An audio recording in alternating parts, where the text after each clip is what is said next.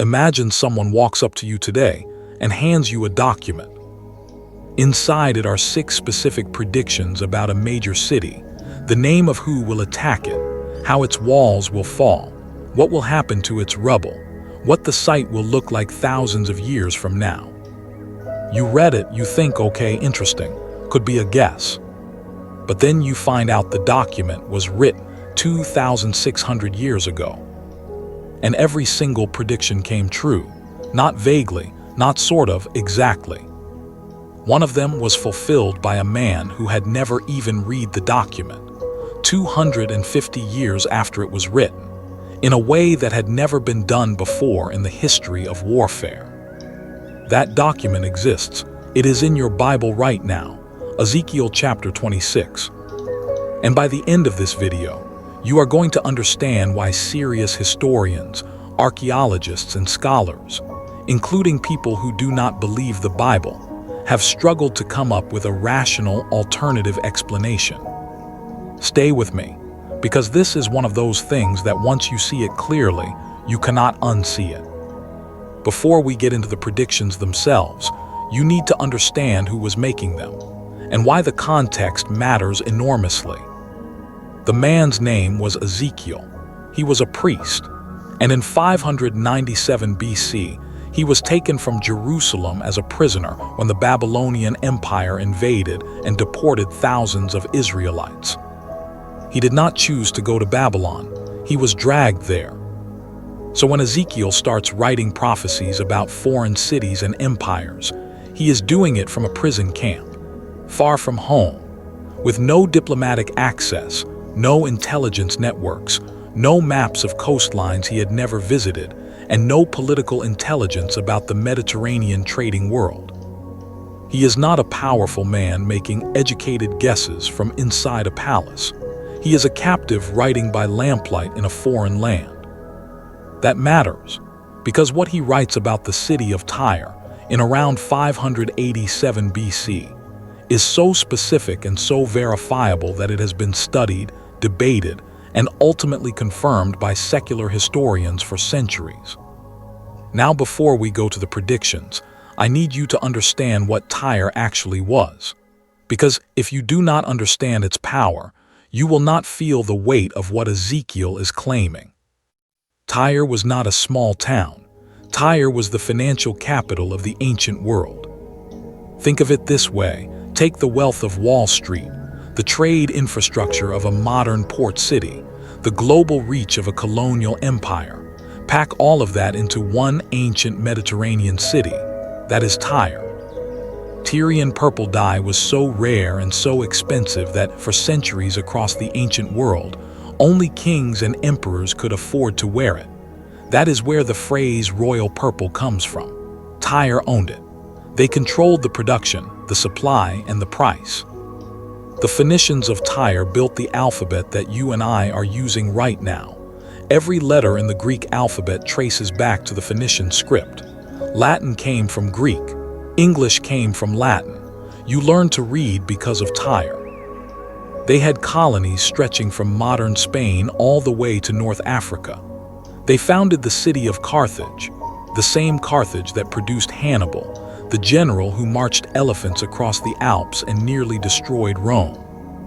And their city itself was one of the most brilliantly engineered fortresses that had ever been built. Here is why Tyre was not just one city, it was two. There was Old Tyre on the mainland, and then about half a mile out into the Mediterranean Sea there was an island, and that island was where the real fortress was. The walls of the island fortress were 150 feet high on the seaward side. To put that in perspective, that is taller than a 15-story building, rising straight out of the ocean. The island had its own freshwater springs, its own harbor, its own food supplies. It was designed to survive indefinitely if the mainland fell.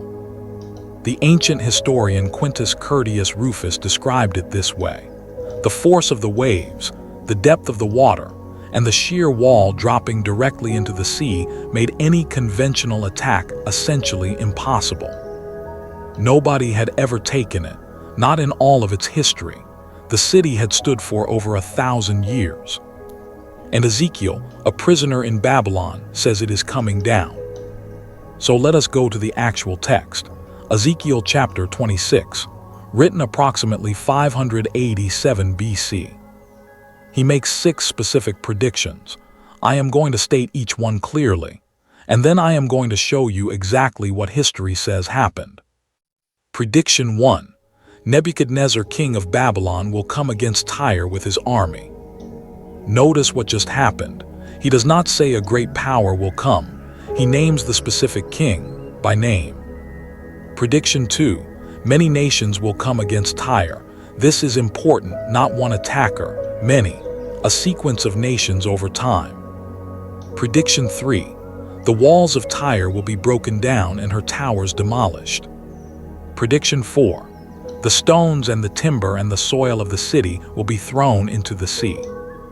This is the prediction I want you to pay close attention to. Not just that the city will be destroyed, that the physical material, the rubble itself, will go into the water. Keep that in your mind. Prediction 5. Tyre will become a bare rock, a place where fishermen spread their nets. Prediction 6. The city will never be rebuilt.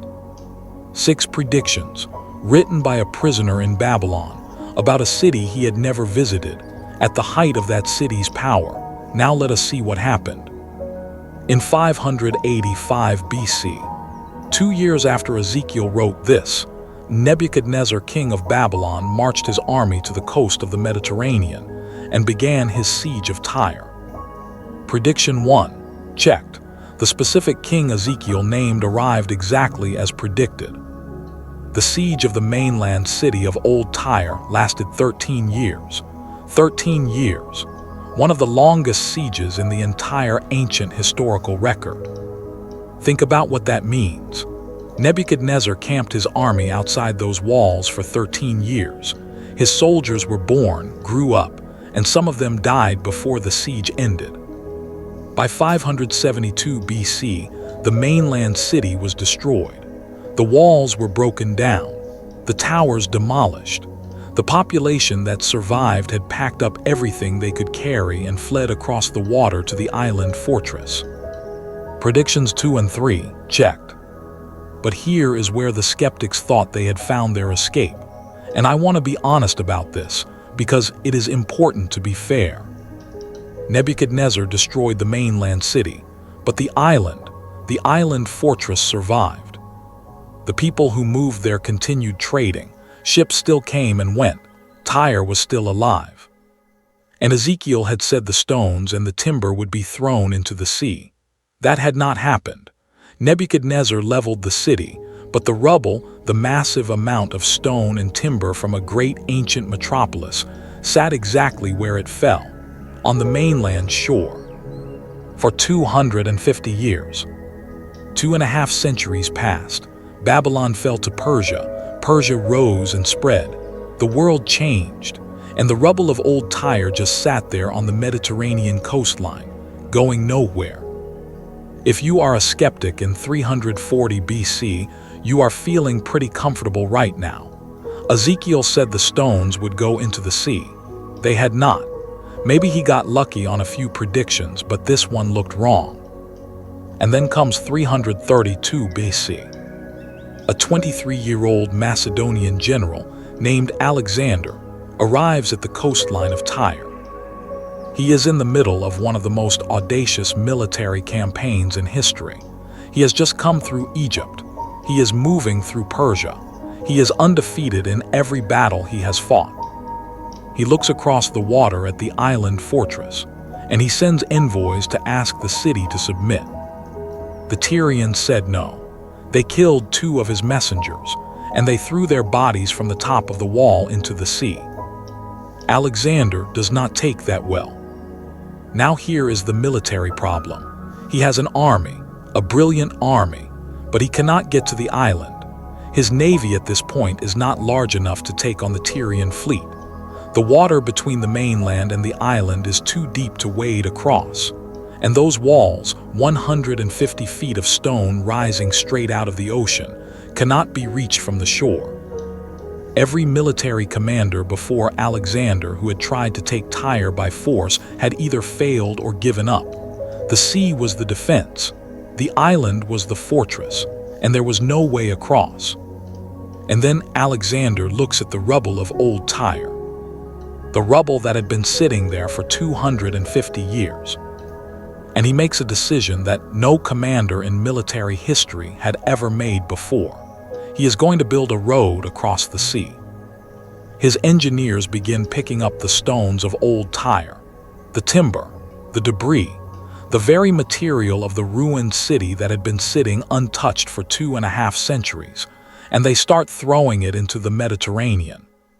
Stone by stone, timber by timber, they build a causeway 1/2 mile long, 200 feet wide, out into the open sea toward the island walls. Now I want you to really feel what this looks like.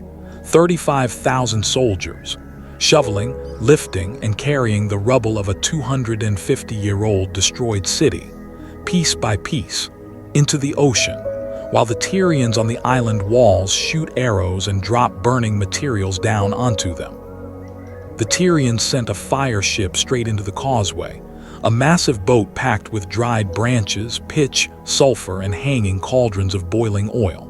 They set it on fire and drove it into the mole. It exploded.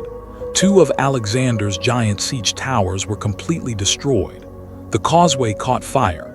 His men scattered. Alexander did not stop. He widened the causeway. He acquired 220 warships from allied cities. He blockaded both of the island's harbors. He built new towers, and he resumed the assault. The siege lasted 7 months. Alexander lost around 400 men in total. The Tyrians lost 8,000 killed in the final assault. 2,000 more were crucified on the beach. 30,000 people were enslaved. The island city of Tyre, the fortress that had stood for over 1,000 years, that Nebuchadnezzar could not take in 13 years, fell to Alexander in 7 months, because he built a road out of its own rubble. The rubble Ezekiel had said would go into the sea. Now here is the part that I find almost impossible to fully absorb. That causeway is still there. Not as a ruin, not as a monument, as the actual ground under people's feet.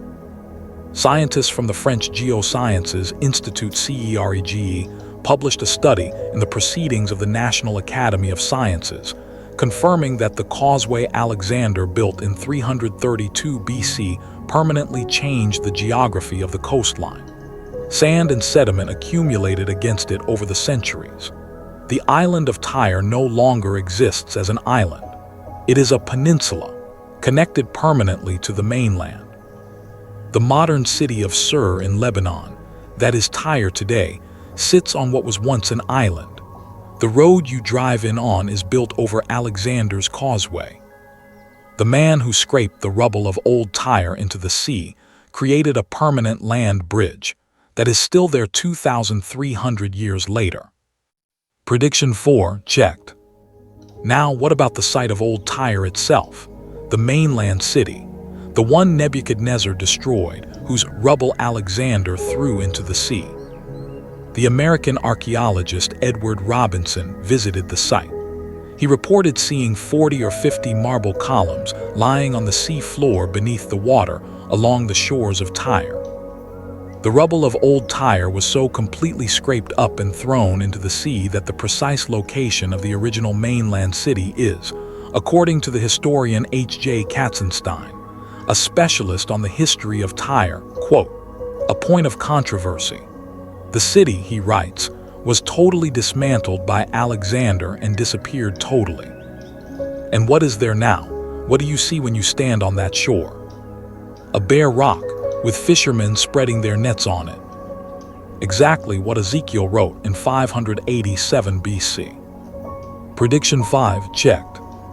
And the ancient city of Old Tyre, the greatest commercial metropolis of the ancient world, has never been permanently rebuilt in its original form. After Alexander's conquest, Tyre went through long periods of being completely uninhabited. By 1894, The population was reportedly around 200 people in a small fishing village. Modern Tyre exists nearby, but no city has been built over the ruins of ancient Old Tyre, as archaeologists have confirmed. Prediction 6 checked. 6 predictions, all 6 fulfilled, some immediately, one exactly 250 years later, in a way that had never happened before in recorded military history. Now let us think about this like a scientist, because I think you deserve to see the actual numbers. A mathematician and professor of astronomy named Peter Stoner, whose work was reviewed and published by the American Scientific Affiliation, spent years calculating the probability that these specific predictions came true by random chance. He calculated the probability of just 5 of the Tyre predictions being fulfilled by coincidence at 1 in 75 million, and he was being deliberately conservative in his estimate. But here is the number that breaks the model completely. Prediction 4. The stones and timber thrown into the sea. Think about what this prediction requires to happen by chance. First, you need a city to be destroyed but leave its rubble sitting on the shore for centuries. Then you need a second attacker to arrive. Then that second attacker needs to think of using the rubble of the destroyed city to build a sea causeway, something that had never been done before in military history. Then he needs to actually do it and throw the exact material Ezekiel described into the exact body of water Ezekiel described. Each one of those steps is unlikely on its own, all 4 happening in sequence as a fulfillment of a specific 250-year-old written prediction is, statistically, not a coincidence. This is not a vague prophecy about spiritual things. This is a prophecy about a specific physical military engineering decision that had no precedent, written down by name, dated, and preserved, before the man who fulfilled it was even born. Now I want to take the strongest counterargument seriously, because I think you should hear it. Some scholars argue that Ezekiel 26 may have been written or edited after some of these events had already taken place, that somebody looked at what Nebuchadnezzar had done, then wrote or updated the text to match it. That is the strongest objection, and it deserves a real answer. Here it is. The Septuagint. That is the Greek translation of the Hebrew Old Testament. It was completed by Jewish scholars in Alexandria, Egypt, around 250 BC. Before Alexander the Great built the causeway, before the island fell, before Tyre was scraped to a bare rock. The Septuagint contains Ezekiel chapter 26, unchanged from what we have today. The prediction about the stones being thrown into the sea is right there, translated into Greek, sitting in Alexandria, 80 years before Alexander ever looked at that coastline. If someone edited the text after the fact, they would have had to do it before 250 BC. But then they would also have needed to accurately predict Alexander's unprecedented causeway, which happened in 332 BC, 80 years in the future. The editing argument defeats itself. And then the Dead Sea Scrolls, discovered in 1947 in caves near Qumran, carbon dated to between 250 BC and 150 BC. They contain the book of Ezekiel, text identical to what we have today. The manuscript evidence is not ambiguous. These words existed before the events they describe. The escape route of editing has been closed, not by faith, but by archaeology and carbon dating. And I want to show you something before we finish. Because if Tyre were the only example, you could still, with enormous intellectual effort, try to call it an extraordinary coincidence. But it is not the only example. Around 700 BC, roughly 100 years before Ezekiel, another prophet named Isaiah is writing. And in Isaiah chapter 44, verse 28, he does something remarkable. He writes the name of a specific man who will come and free the Jewish people from captivity. Not a type, not a symbol, a name. The name is Cyrus. Isaiah writes, "Who says of Cyrus, 'He is my shepherd and he will accomplish all that I please.' He will say of Jerusalem, 'Let it be rebuilt.'" The man named Cyrus the Great was not born until approximately 600 BC. That is 100 years after Isaiah wrote his name. Cyrus did not conquer Babylon and issue his famous decree freeing the Jewish captives until 539 BC. That is over 150 years after the name was written. The Jewish historian Josephus records that when Cyrus was actually shown this scroll of Isaiah, his name, written 150 years before his birth, he was so moved that he immediately issued the decree. He said, quote, "It was God who had foretold my name and the things I should do."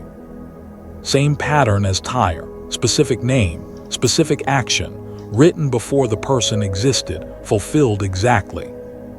And then Daniel, writing from Babylon in the 6th century BC, he describes a vision of 4 great empires that will rule the world in sequence.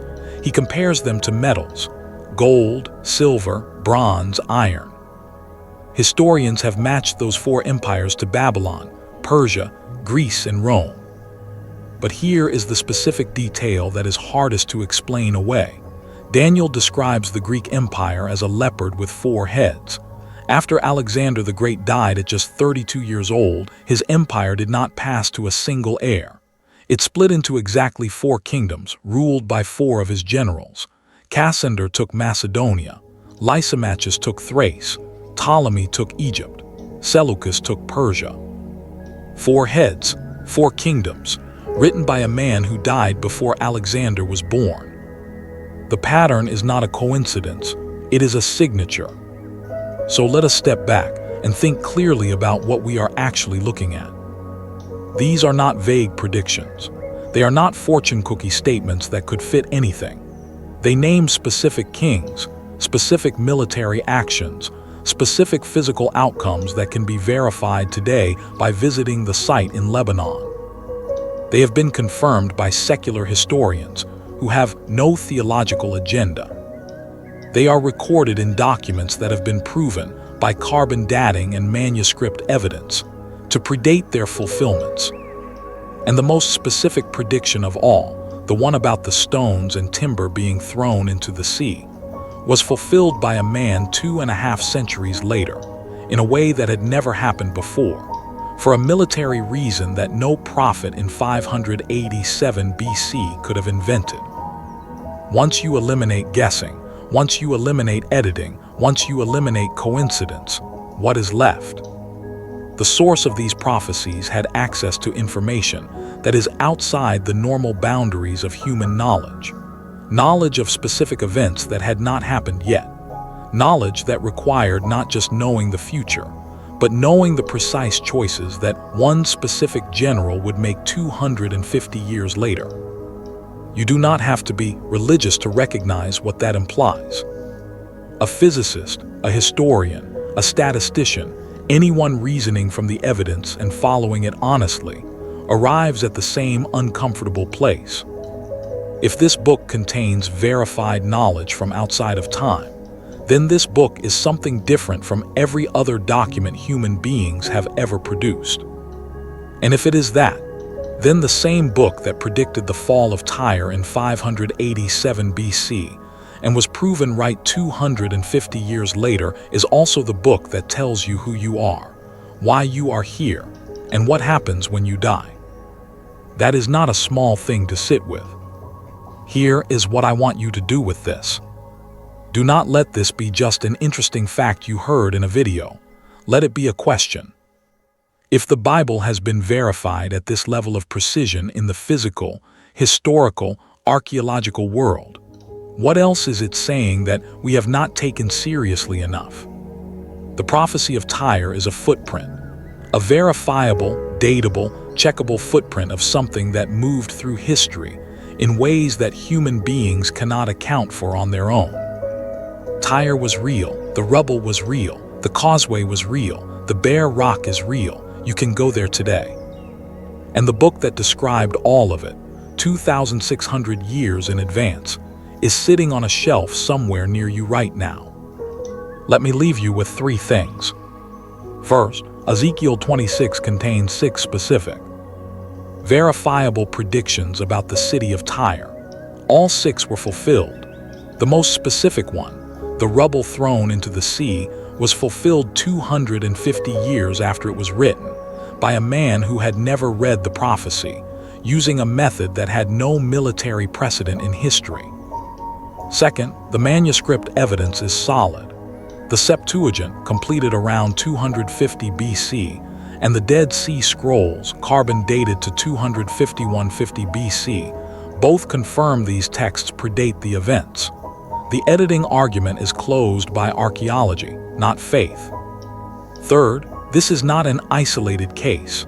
Isaiah named Cyrus 150 years before he was born. Daniel described Alexander's empire splitting into exactly 4 kingdoms. The pattern repeats across multiple books, multiple centuries, multiple authors. It is not coincidence. The Bible is either the most astonishing collection of verified historical prophecy ever assembled, or it is the most astronomically unlikely string of coincidences in human history. You have seen the evidence, now you decide. If this gave you something to think about, drop a comment below. Tell me which prediction surprised you most. I read every single one. And if you know someone who says the Bible is just an old religious book with nothing verifiable in it, send them this video. Let them decide for themselves. Subscribe to +1 Faith. Every week we go deeper into what the Bible actually says and what the evidence actually shows, not what you have always been told, what is actually there. I will see you in the next one.